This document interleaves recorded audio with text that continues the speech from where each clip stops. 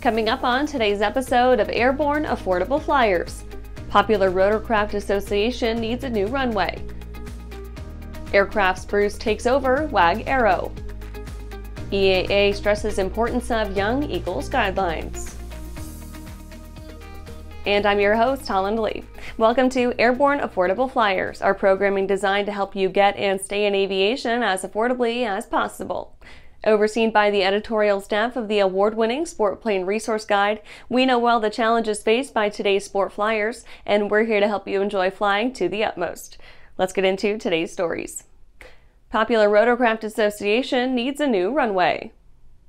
The Popular Rotorcraft Association is reaching out for help in rebuilding their private runway in Mentone, Indiana, the home of the PRA itself. Quote, "We are reaching out to you today on behalf of the Popular Rotorcraft Association because we need your help. We are dangerously close to losing a critical resource that, if lost, will have a negative and lasting effect on the gyro community. Those of you who have attended any of the PRA conventions in the last few years are well aware of the current state of the runway and the toll the elements have taken on it over the years." End quote. PRA believes that, quote, "many pilots have chosen not to attend the past few conventions because of the rough runway conditions. And with the reduced revenue from lower attendance, the funding to repair the runway is not available." End quote. So, PRA is engaging in a fundraising campaign to get the runway fixed, which is not a minor undertaking. Their research indicates that to replace the entire 2,500 by 40-foot surface would cost about $350,000. And while that seems out of reach to start, they have plans to get at least 600 feet of the runway redone, which will meet the needs of the majority of rotronauts for PRA 24. After the break, FAI announces Endurance Paramotor Championship.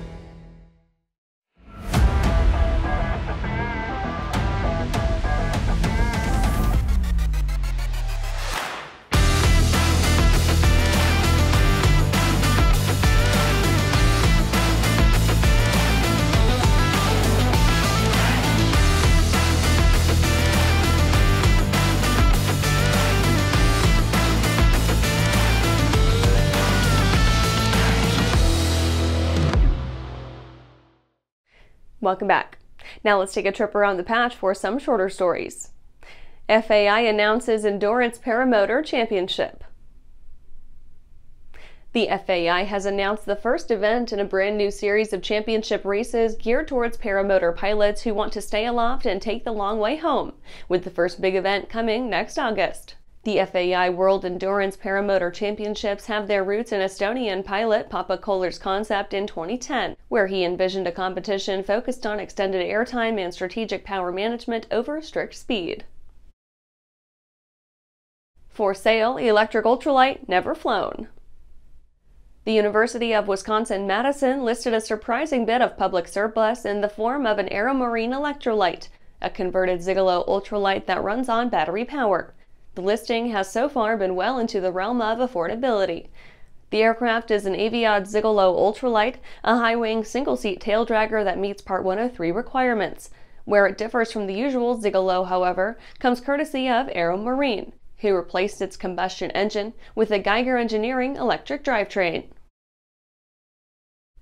Icon Aircraft up for bid next month. Icon Aircraft has been given final approval for $9 million in Chapter 11 financing, with an asset auction approved to take place in June 2024. The move came courtesy of U.S. bankruptcy judge Craig Goldblatt, who granted final approval to company debtor-in-possession financing, setting the schedule for the company's sale. Judge Goldblatt did not approve the stalking horse bidder, though, despite its approval by Icon and shareholders. Some are finding the selection of the bidder a bit suspicious when looking at the various connections and relationships the firm holds. AirVenture 2024 schedules Burt Rutan exhibitions and presentations. Legendary visionary experimental aircraft designer and builder Burt Rutan will be honored with a slate of activities at the EAA's AirVenture 2024. Starting Monday, July 22nd, the Theater in the Woods will host a viewing of Life, the Universe, and Everything Else. Tuesday the 23rd will see the presentation of 50-year history of home-built composite canards in Forum Pavilion 7, where most of the following will be held. Topics later in the week include Voyager, commercial space and wing ships arrested in Russia in 1993, Burt's new designs and his heroes, and why Beech did not replace King Airs with starships from Wednesday through Friday. That's it for today's trip around the patch. Let's get back to the rest of the news. More aero monopolies in the making. Aircraft Spruce takes over Wag-Aero. An interesting surprise occurred this week as Wag-Aero customers logged onto their site to order a few things, but saw no Wag-Aero. Instead, the site was redirected to Aircraft Spruce, which has apparently bought out the once popular Wag-Aero operations shortly after the same operation divested itself of its interest in leading-edge airfoils. The following message appeared when the Wag-Aero site was accessed. Quote, Aircraft Spruce is pleased to announce the acquisition of the parts distribution operations of Wag-Aero. Wag-Aero was founded in the 1960s by Dick and Bobby Wagner in the basement of their family home in Lyons, Wisconsin, around the same time that Bob and Flo Irwin started Aircraft Spruce in the basement of their home in Fullerton, California.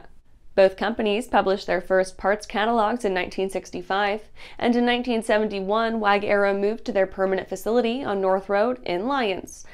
In 1995, the Wagners sold Wag-Aero to Bill Reed and Mary Myers, who have continued to expand their parts distribution and manufacturing operations. Aircraft Spruce acquired only the Wag-Aero parts distribution division. End quote. After these messages, EAA stresses importance of Young Eagles guidelines. Well, hello, fellow pilot. I'm John King. And I'm Martha King. You know, we've all had our flying lives disrupted lately. Well, King Schools is here to help you stay up to date with courses that you can access on your desktop, iPad, or iPhone. If you'd like a refresher or just want to expand your aviation horizons, we have a course for you. So head over to kingschools.com/Rusty today for details. There's a lot of places I get to at the end of the runway or in turnarounds that I need an engine running. So for me, it's very important to have a product that I'm absolutely confident with. I am very confident with the Trailblazer propeller. And when I'm flying air shows, I know that propeller is going to be right for me.